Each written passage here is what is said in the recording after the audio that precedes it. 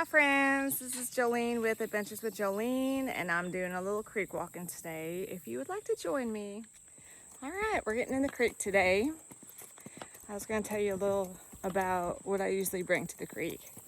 I always bring a wide rimmed hat because, you know, sun exposure, skin safety, all that good stuff. Have a walking stick, backpack, fanny pack, handkerchief to dry my wet hands, water bottle. I got my muck boots on, and if the water is deeper, then I put hip waders on, and bug spray, and a knife, usually some kind of weapon. That's basically what oh, and snacks if I plan to be in here for a while. You gotta have snacks.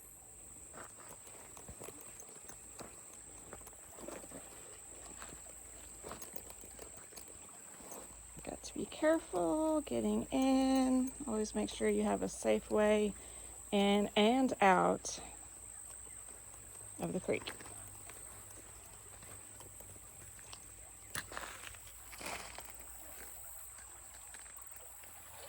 So while I'm in the creek, I look for any kind of cool rocks, fossils, Indian artifacts. I look for old bottles, like vintage toys. I mean, you never know what you're gonna find in here. Bricks. I love a good old brick, stamped brick. Let's see, just whatever I can find in here. So I'm pretty sure some Amish guys just drove by in their buggy and yelled, "Hey, woman!"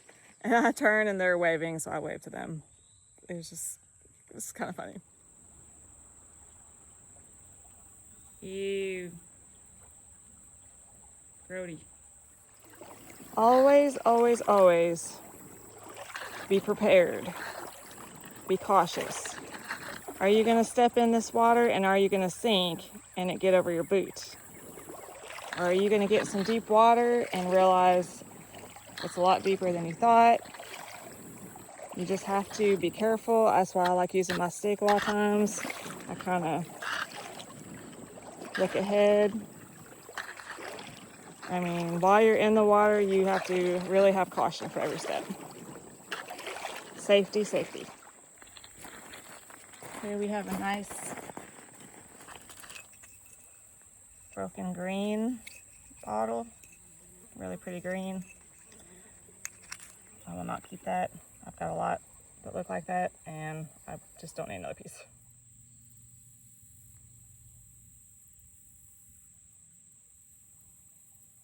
I have spotted, I spy with my little eye, something cobalt blue.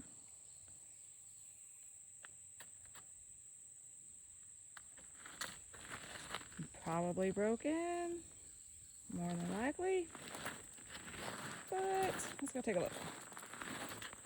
Sometimes we get lucky and part of it's just buried in the rocks, but now this one really is broken. Love that color. Genuine Phillips, made in USA. Milk of magnesia, probably. Beautiful blue. I'll probably keep it just for the bottom.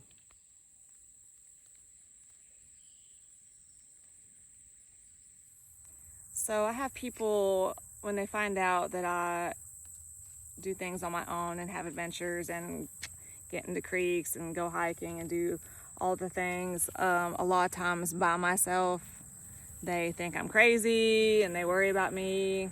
And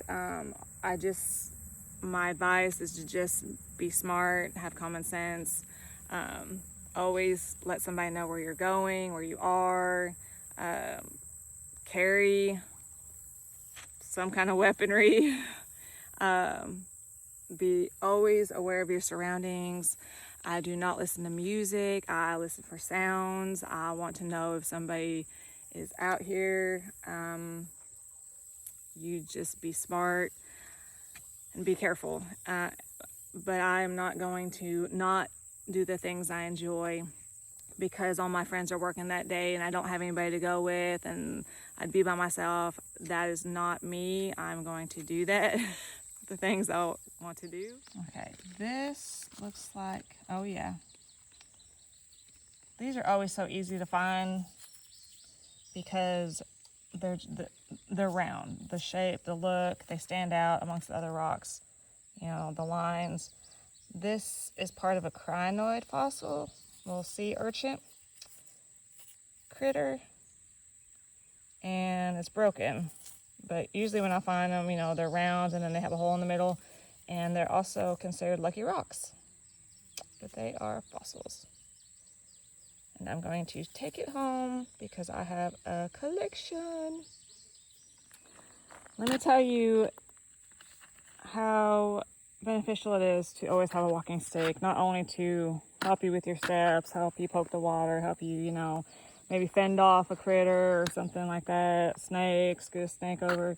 You can use it to, you know, when you see a rock and you're not really sure, you don't really want to bend over, you can just flip it over, look at the other side, you know, move things around with it, see if it's worth bending over to the ground to check it out.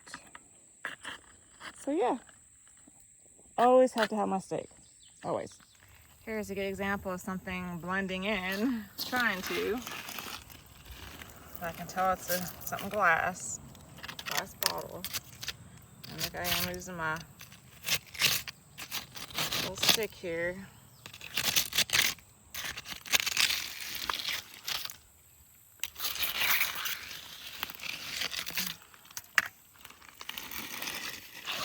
Wiggle, wiggle, wiggle it out. Oh, okay. It's kind of a nifty little jar. Make a cute base, flower base.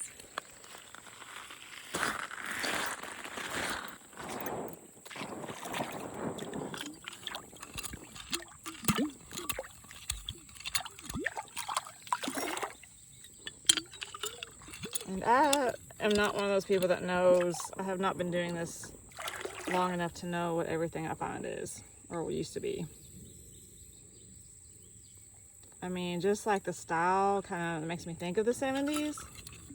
Maybe it's from that time period, but oh, let's see what does the bottom say. Patented and a number. I don't know, but it's not damaged, it's pretty cute. I'll probably save it and put some wildflowers in it and give it to somebody. Look at this teeny tiny frog.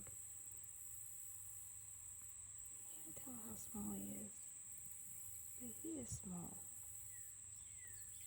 He is so small.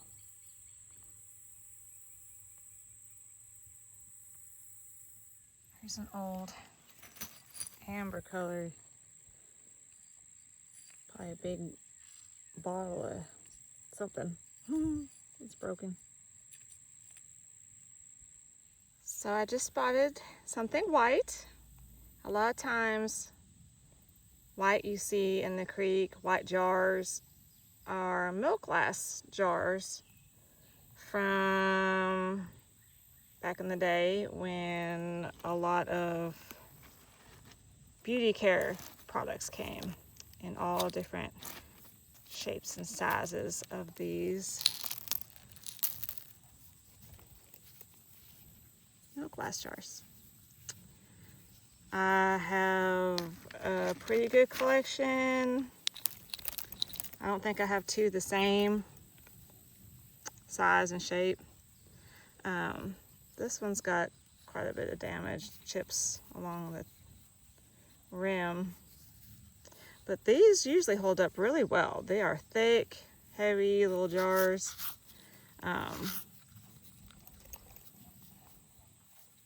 There's just so many in the creeks.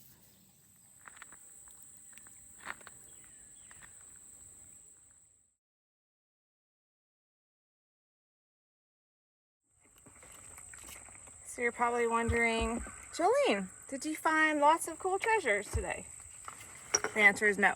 No, I did not. But time is never wasted when you're doing something you enjoy.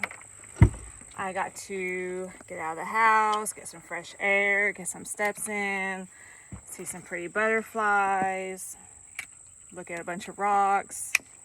I mean, I found a couple cool things. So you're not always going to find something when you come out. Some days I have a backpack full of treasures. Some days I have one rock. Every once in a while, not very often, I will be empty-handed. That's rare, but it is very much a possibility. But it's okay. A day in the creek is still better than a lot of days that you could have.